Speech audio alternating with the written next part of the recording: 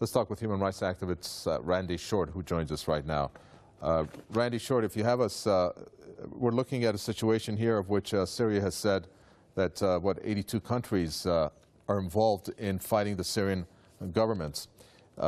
Let's put aside Geneva 2 for the moment. I think this is a bigger problem that the international community needs to deal with. Of course, the U.S. and Russia spearheading the campaign right now for this diplomatic overture of the Geneva 2.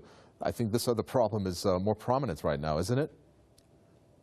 I differ with you, and should I say that Russia is spearheading it and the United States is being dragged because it wants to have this war, if I can correct how you said that? Of course you can. It is an international problem, and Russia has more incentive because this issue in Dagestan and in other parts of the North Caucasus, as you described it, what happens in Syria, it's at the gates of what will happen to the Russian Federation.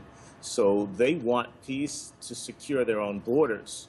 And we must not forget that who would give weapons to the Chechens and the others to fight against the Russian Federation? They're the only country in the world that would have covert operations like that would be this one I'm in. So the United States has something to do with the conflicts in Chechnya and Dagestan. And so there's a larger game being played, and it's very dangerous, which is why Syria needs to remain strong as a nation. Can you imagine what will happen to all the countries in the region if Syria were to go with all that Afghani heroin and everything flowing into Russia, and the kind of money and the kind of chaos that you already have, but it being exponentially expanded?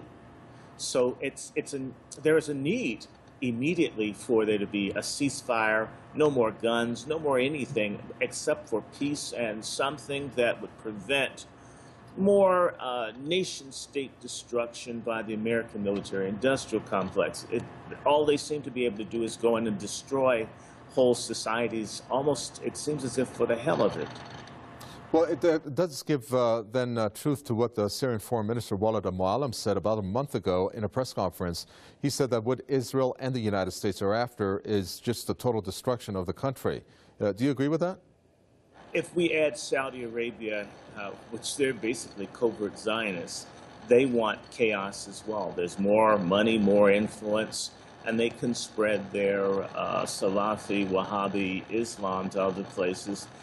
I don't understand why they do that, but that's what they seem to want. So it's like a troika of wickedness that wants to destabilize these other countries, because in reality, if you do get a unified, proactive Middle East, certain regimes are going to be swept aside.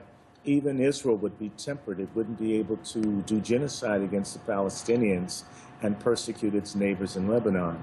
So there is resistance, and the United States can't use Israel as its 51st state.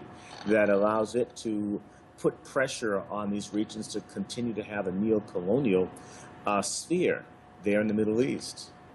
Thank you very much for that. Randy Short, human rights activist from Washington. Thank you.